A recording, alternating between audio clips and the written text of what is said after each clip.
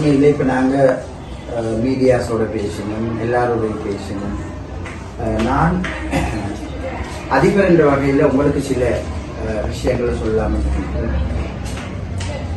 உங்களை மாதிரி பிள்ளைகள் உருவாவது எங்கள் சமூகத்துக்கு சரியான ஒரு பெருமை. இன்றைக்கு பேருவலை மண்ணே உங்களை புகழ்கின்றது. இது மாதிரி ஆயிரம் நிகழாக்கள் எங்களுக்கு உருவாக்க வேண்டும். அதுக்கு நீங்கள் வழிகாட்டியாக இருக்கணும். நான் பார்த்தேன் சகல அமைப்புகள், முஸ்லீம் அமைப்புகள், வலயம், எல்லா இடத்துலையும் உங்களை பாராட்டி போட்டார். விசேஷமாக இந்த சந்தர்ப்பத்தில் நான் உங்கள்கிட்ட கேட்டுக்கொள்வது, எங்களுடைய பாடசாலையில் இப்போ உங்களுக்காக நிறைய கஷ்டப்பட்டாங்க. நஃபான் சேவைகள் நிறைய கஷ்டப்பட்டாங்க. காலையில் கூட நேற்று 1 மணி வரையில் நாங்கள் உங்களை பற்றி பேசிக்கொண்டிருக்கிறோம். இப்போ நிறைய பேர் உங்களுக்கு உதவி செய்கிறதுக்கு முன் வந்திருக்கிறார். என்ன நான் சொன்னேன், அதே இந்த இடத்துல நான் சொல்ல விரும்புகிறேன். இந்த பிள்ளை மாத்திரமல்ல, இந்த பிள்ளை மாதிரி 5 பேர் எங்களோட மருத்துவக் கல்லூரிக்கு போக இருக்கிறார்கள். உதவி செய்யக்கூடியவர்கள் மிகவும் ரகசியமான முறையில், பப்ளிசிட்டி இல்லாமல் ரகசியமான முறையில் என்னோடு தொடர்பு கொண்டு அந்த பிள்ளைக்கு தேவையான இந்த பிள்ளைக்கு மட்டுமல்ல. இப்போ நான் உதாரணம் மெடிசின் ஒரு பிள்ளை படிக்கிறேன்டா, ஒரு டெஸ்டோஸ்கோப் எடுக்கணும், எனக்கு தெரியும், லேப்டாப் எடுக்கணும், நூக்கு காட்டி எடுக்கணும், இப்படி லட்சக்கணக்கில் அந்த பிள்ளைகளுக்கு செலவு இருக்கு. ஆகவே அதை நாங்கள் ரகசியமான முறையில், ஏன்னா கல்விக்கு உதவி செய்கிறவங்க முன்வாரது இல்லை. இதை நான் ஏன் அப்படி சொல்கிறேன்டா, இது ஒரு வேற அந்த பிள்ளை எதிர்காலத்தில் அந்த பிள்ளையோட இமேஜை இது பாதிக்காத வகையிலும் எல்லாரும் நான் பல்வேறு குரூப்புகளை கண்டேன். நான் உங்கள்கிட்ட ஒன்று கேட்டுக்கொள்ளியே, உங்களுக்கு தெரியும் எங்களுடைய ஸ்கூலில் பெரிய டீச்சர் ஷார்ட்டேஜ் ஒன்று இல்லை. அப்போ ஸ்கூலில் உங்களுக்கு உண்மையிலே சொல்கிறேன்னா, எங்களுக்கு சில பாடங்கள் இப்போ ஆசிரியர்கள் இல்லாமலும் இருக்கு.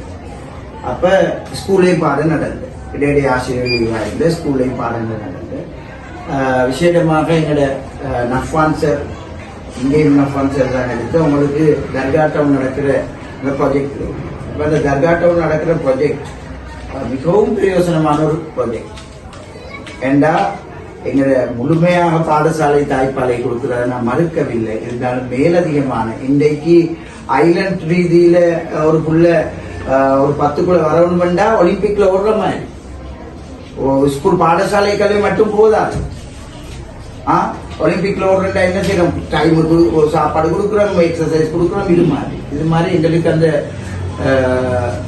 இந்த தர்கா டவுன் சயின்ஸ் ப்ராஜெக்ட், அது பேர் என்ன சார்?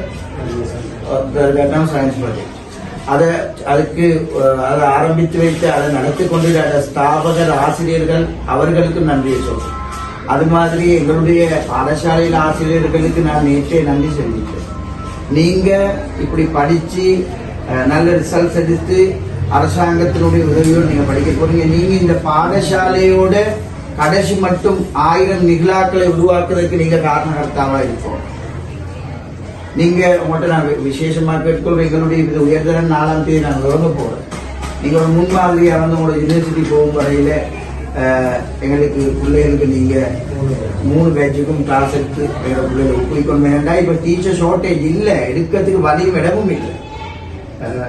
அதே நேரத்தில் நான் எங்களோட நஃபான் சாருக்கும் சொல்றேன், நாங்கள் இந்த வந்த ரிசல்ட்ஸ் உடையாம இதை பார்த்து கொண்டிருக்கிற எங்களோட OBA, OGA, volt boys association, SDS ஆளுக்கு எல்லாருக்கும் நான் இந்த வந்தத்தை இவ்வளவு உயரம் போறன்றதில்ல, வேலை தக்க வச்சுக்கொள்ளணும். உயரத்திலிருந்து பணியை விழுந்தா நோவு கூட.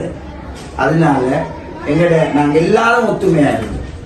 விசேஷமான அந்த ஊர் மக்கள், பழைய மாணவர்கள், SPS உறுப்பினர்கள், பெற்றார்கள் எல்லாருக்கும் தெரியும். எல்லாரும் வாங்க. சில ப்ரொஜெக்டுகள் சில ஊர்கள் நடக்குது, ஆனா இப்படி பெரிய ஒரு பெருபேரை இன்னும் பெறல. ஆனால் எங்களோட ஊருக்கும் எங்களோட பாடசாலைக்கும் இந்த புள்ள பெரிய ஒரு பெருமை ஏற்படுத்தி கொடுத்திருக்குது. பழைய மாணவர்களே, பெற்றார்களே, ஊர் மக்களே, பிரமுகர்களே, வசதியானவர்களே, இவ்வாறான பிள்ளைகளுக்கு இந்த பாடசாலைக்கு உதவி செய்து எங்களோட விஞ்ஞான பிரிவை இன்னும் கட்டியெழுப்பி பாடசாலைக்குள்ளே நாங்கள் ஒரு மேலதிகமான ஒரு ப்ராஜெக்ட் எங்களுக்கு புத்தகங்கள் எல்லாம் இருக்கிற விசேஷமா இந்த இடத்துல அதையும் நான் குறிப்பிட வேண்டும். இப்போ கெமிஸ்ட்ரிக்கு இலங்கையிலே ஃபேமஸான ஒரு சார் எங்களோட இருக்கிற நஃபான் சார். நான் எதையுமே சொல்றதுல நான் யாருக்கிட்ட என்ன தகுதி இருக்குதோ, யாரு புகழப்பட வேண்டியவங்களோ அவங்கள நான் சொல்லுவேன். அது என் கடமை. ஆகவே இவ்வாறான இன்னும் 1000 ஆசிரியர்கள் உருவாக்கப்பட வேண்டும். நிச்சயமாக என்னுடைய பாடசாலை அபிவிருத்தி சங்கமும் ராவ் பகலா ஸ்கூலுக்காக கஷ்டப்படுது. இன்றைக்கு உஸ்மானோட முகத்துல நாங்க ஒரு வெளிச்ச சந்தோஷத்தை பார்க்கிறோம். ஏன்னா அப்ப நாங்க கல்வியில எல்லாத பேச்சும் இருந்துச்சு. ஏன்னா இந்த பூமரங்கள் மாத்திரமல்ல, கல்வியிலே நிறைய வரணும் என்று இன்ஷா அல்லாஹ் அதுக்கு ஒரு அடித்தளத்தை நாங்கள் போட்டிருக்கிறோம். இந்த ஆரம்பம் ஒரு நல்ல ஆரம்பமா இருக்கலாம். என்ன சார்? அதே நேரத்தில் இந்த பாடசாலையை கட்டி எழுப்பினது ரிஃபாய் ஹாஜியார். உங்களுக்கு தெரியும், முதல்ல இந்த பாடசாலை அமைப்பில் இருக்கல. ரிஃபாய் ஹாஜியார் பல கோடி கணக்கில் செலவழிச்சு இந்த பாடசாலையை கட்டி எழுப்பி விஞ்ஞானத்துக்கு பிள்ளைகள் போகணும் என்று ஏங்கினார். அவருடைய இயக்கத்துல தான் விஞ்ஞான பிரிவு தொடங்கி வைக்கப்பட்டது.